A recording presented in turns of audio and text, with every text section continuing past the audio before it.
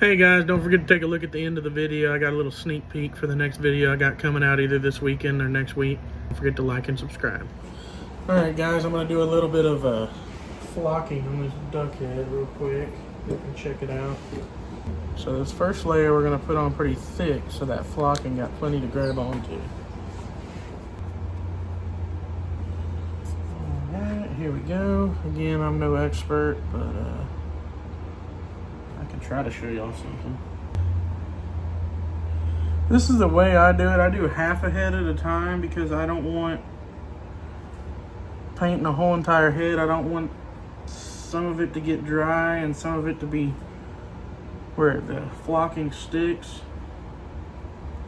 So I go ahead and just get one side soggy with the paint. And again, I'm just refurbishing some of my dad's old decoys from the 90s, so it's not something you'd put on your coffee table nice, but it's definitely something a lot nicer than I pulled them out of the back of the garage. So keep that in mind.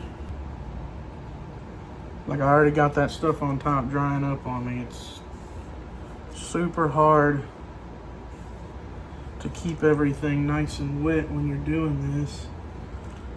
See how I'm moving pretty quick now?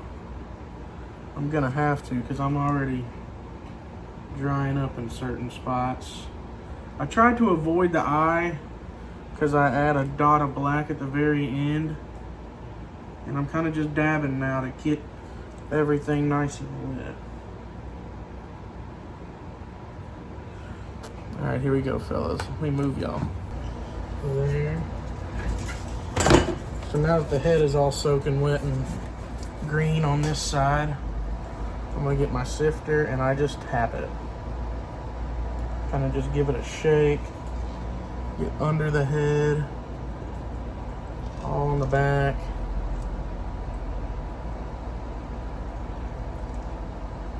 And I get pretty aggressive with it. This stuff honestly is pretty reasonable. So now that that's done, that's what it's gonna look like. I just flip it down like this, give it a tap. You see all that coming off?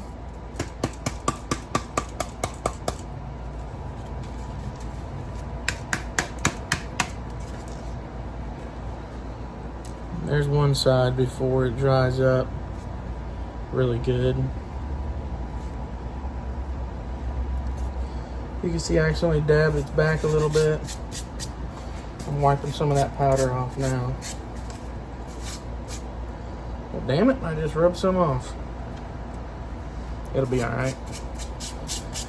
By the time the ducks notice, hopefully they got some BBs in them.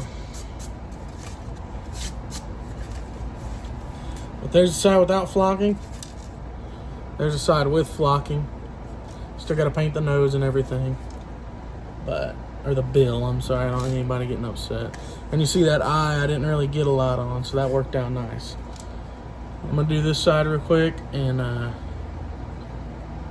show y'all the finished product.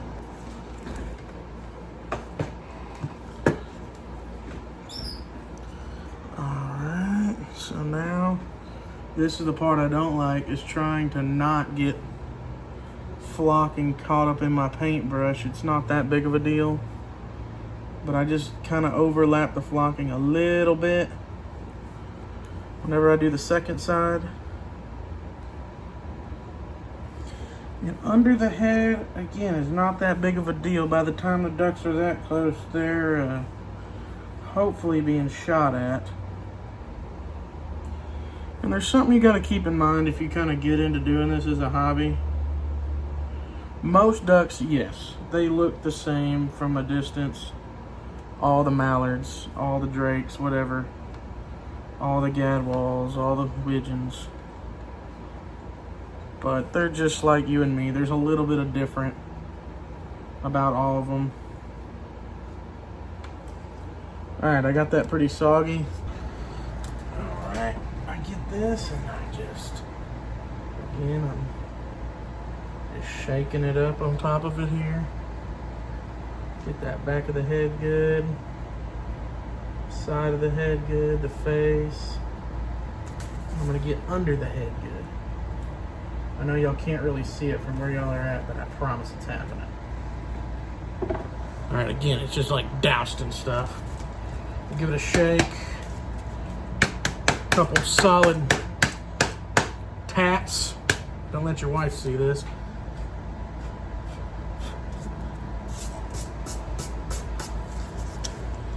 And you're flocked up, boy. Holy flock.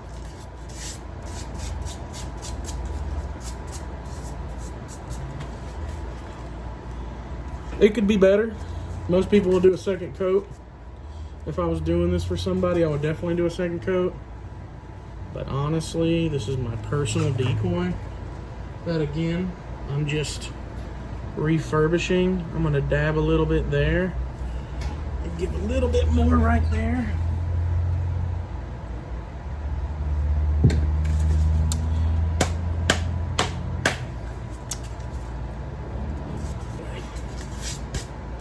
There it is. Time to paint the nose.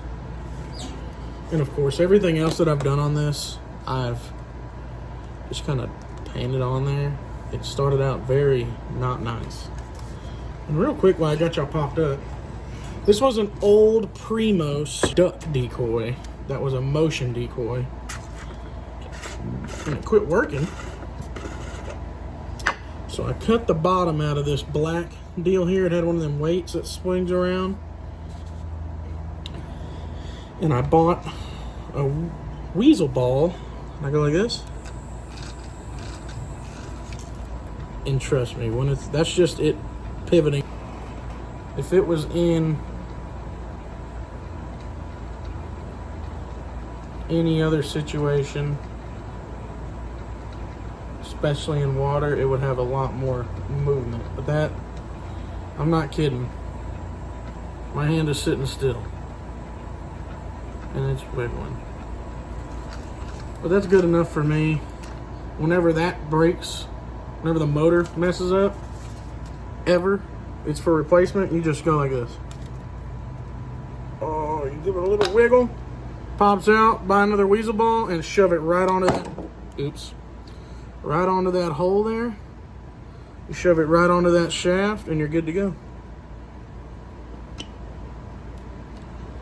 Well, it's kind of hard to line up the motor, but you can get it usually.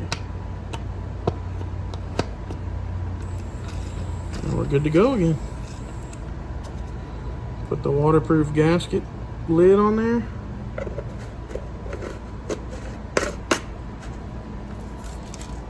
You got you a motion decoy from 1998. Alright guys, there it is. Finish it up. I think that's good enough. I'm just gonna add a little blue here later on, but other than that, it's just right here. We're good to go.